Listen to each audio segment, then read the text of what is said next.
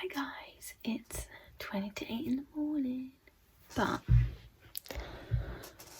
I had a video filmed for last week that when I coming to think about editing it, I didn't like it, so I deleted all the footage. So, look.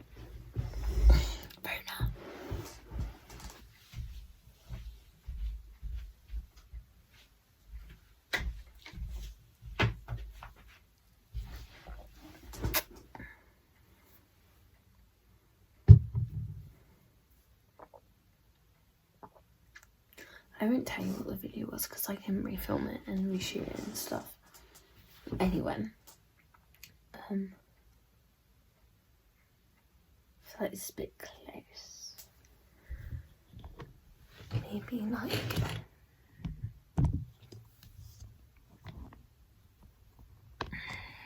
there you go, more chillaxed. I wanted to do a little story time because a lot has happened in like the past 3 days at this point. So, if you didn't know, I live at the bottom of campus in like the quiet area. It isn't really that quiet. And not yesterday, but the day before, we had a fire alarm at like 8 o'clock in the morning.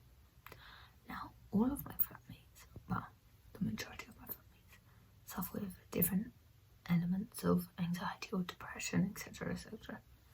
One of them has really extreme anxiety for situations she's not prepared for. Yeah, so obviously you're not prepared for a fire alarm, especially that early in the morning. So she I think one of the reasons why she was so anxious was because I don't think she was dressed. I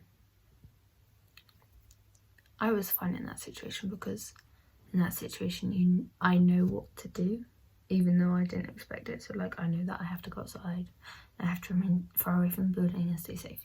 Yeah. She came out of our flat, she's the last one out, and there wasn't an actual fire, it was just a drill. And she gave me this look, and it was a look as if fucking help me. And I was like, okay. She looked like a deer in headlights. It was terrifying. And she was walking towards me, also she's shaking and everything. And then I grab her and I pull her close, because when you don't know how to help someone with one of their anxiety attacks, you kind of do what would help you. And for me, it's physical comfort and stuff, and verbal affirmation. So I did that, and then her legs gave way, so we didn't fall. I slowly leaned us into the floor, and then I think she blacked out for at least a minute, just in my arms. So we were sat on the floor for a good half an hour, and then she came back round and we got her inside. And then this first aid man came and he was like, oh, don't worry, we'll start the evacuation for you. And we were like, nice. So she's gonna be people, so that's fine. Come to yesterday, which was the 30th of September in the morning. She messages our flat group chat saying, my friends have been diagnosed with COVID.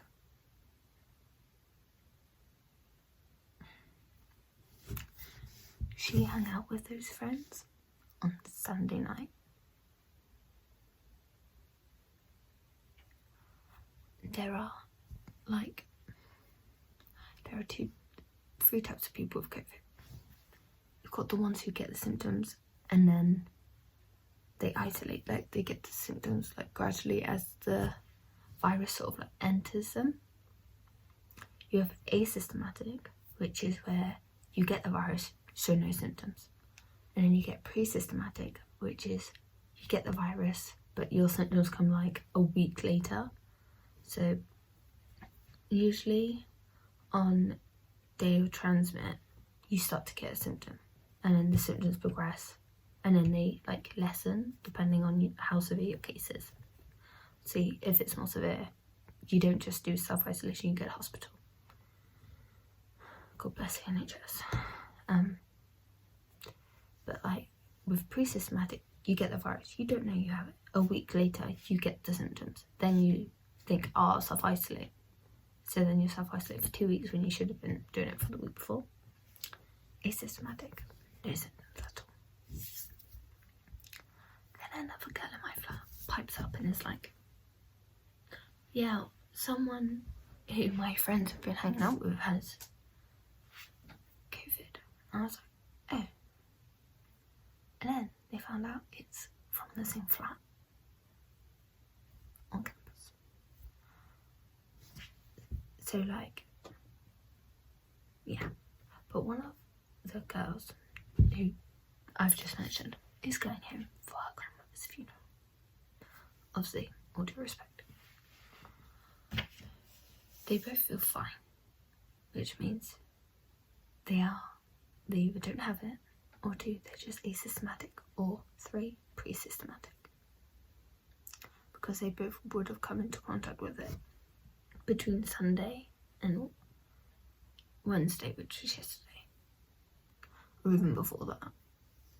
So, both of these girls are turning 20 this October, and both of them couldn't make up the decision to isolate.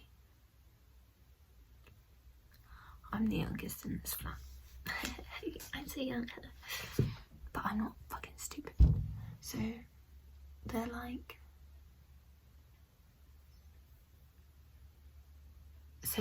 one of them's like, oh, should we wear face masks in the kitchen? It's too late. Because on Sunday night, we had a film night, meaning everyone was in the kitchen together. And then, so like, it's already too late. But they don't seem to understand that if one of us has come into contact with someone who has come into contact with symptoms, which means you've come into contact with someone who may carry it,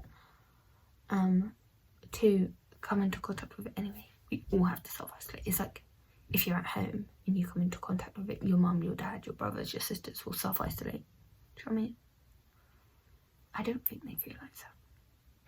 So we've told the one who's going away for the weekend, and when she comes back she needs to take a test, because it's not fair on the rest of us if she doesn't.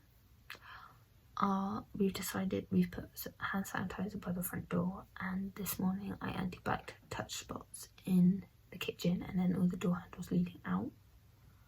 So that's like sort of done. But we have 3 non-English people in this flat, and like one of them was getting really stressed because she has an in-person class today. She doesn't know whether she should go, and nobody's like telling her. I personally do not think she should go. I think for the girl who isn't going away, we should start self-isolating now, because we don't know what type of carrier she is. For the girl that's coming back on Monday, we should start self-isolating for her then. So we're self-isolating for 2 days and then 3 days extra afterwards. So we're self-isolating for up to 18 days rather than just 14. No one else seems to agree with me. It's like working as a care worker for 5 months and then cleaning our fucking high school during a pandemic isn't enough to make me know how to do shit.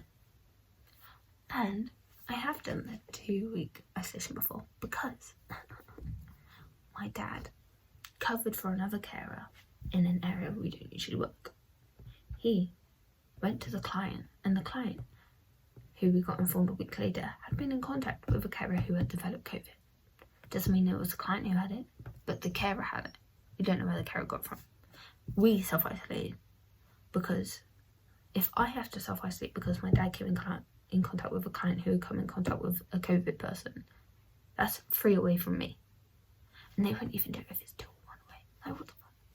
That's, to me, that's like selfish, but it is selfish. And then, I'm not saying that younger people are supposed to be like dumber, but like, you're 20. One of them does biology. It's not hard to self-isolate. I don't understand why they just can't self-isolate. So I've taken it upon myself.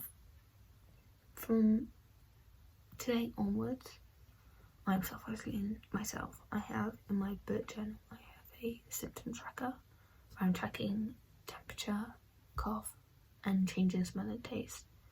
And I'm also tracking shortness of breath. So that's going to be hard to do because, like, even if I wear a bra, I get a bit short of breath because I'm not used to it. I will say, if you type in any question about COVID on Google, it comes up with like commonly asked questions. So For example, my laptop isn't connected to the internet, apparently. Oh, there we go. So let me type in, is shortness of breath a symptom?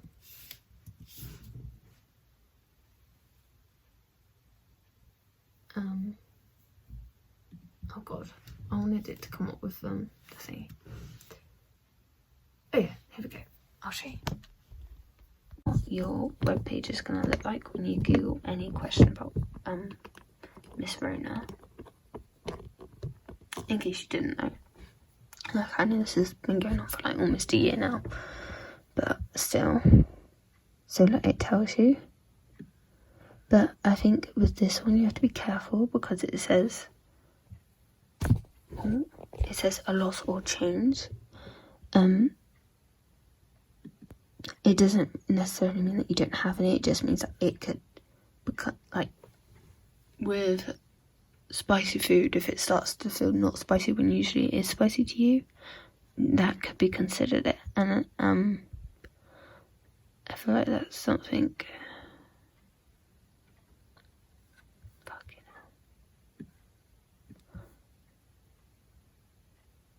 that is something that needs to like be aware. We do have a thing on campus, a rapid response team. I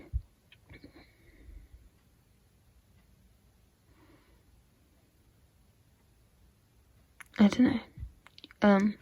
Yeah, you kind of get the gist.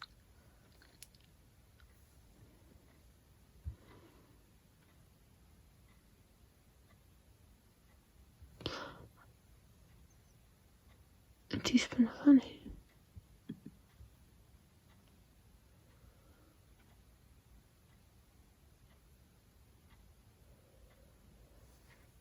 So yeah, these are sort of just like things you can also do to help, sort of like home treatment. But yeah. So that's what's been going on in my life. I live with a bunch of people that don't know crap, and they're not going to listen to me because they think they're right. I don't know if it's because they're older or because they're the ones who come into contact with it. Personally, I trust me over them, so I'm self-isolating, and if they just self-isolate in a week's time because one of them tests positive, I'll be like, I told you so. And I'll just carry on self-isolating. I don't leave my room anyway. I need to go to Asda. I've only been to Asda once, so not missing out on anything.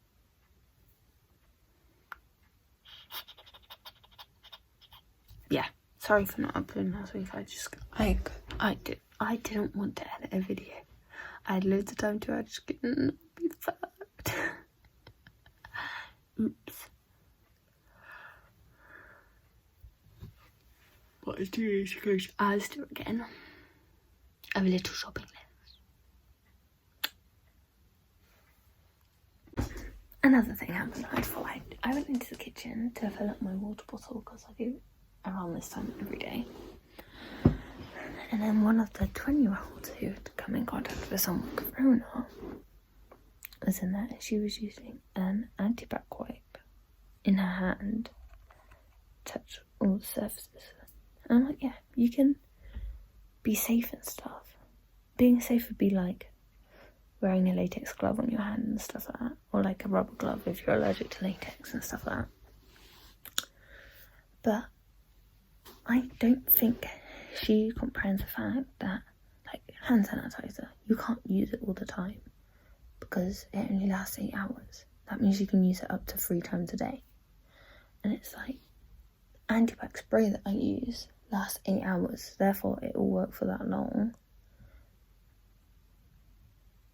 You know? And it's like,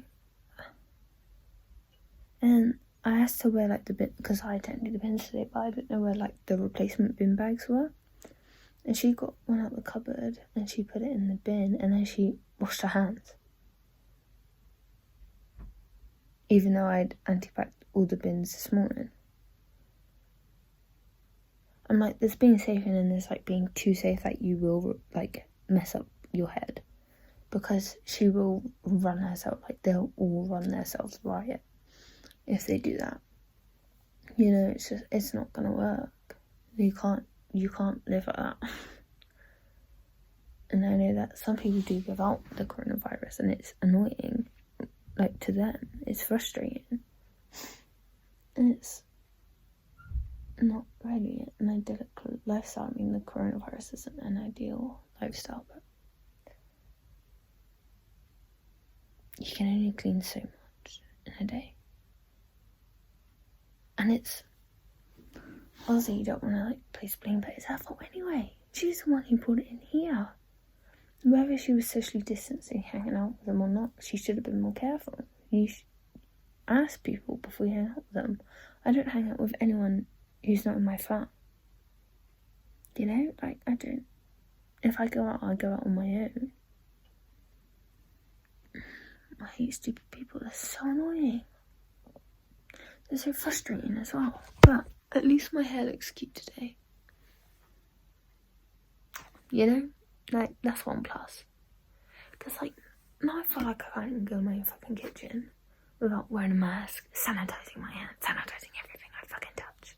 I shouldn't have to do that because it shouldn't have been in here in the first place. Think, fuck themselves. I'm not bodied anyway.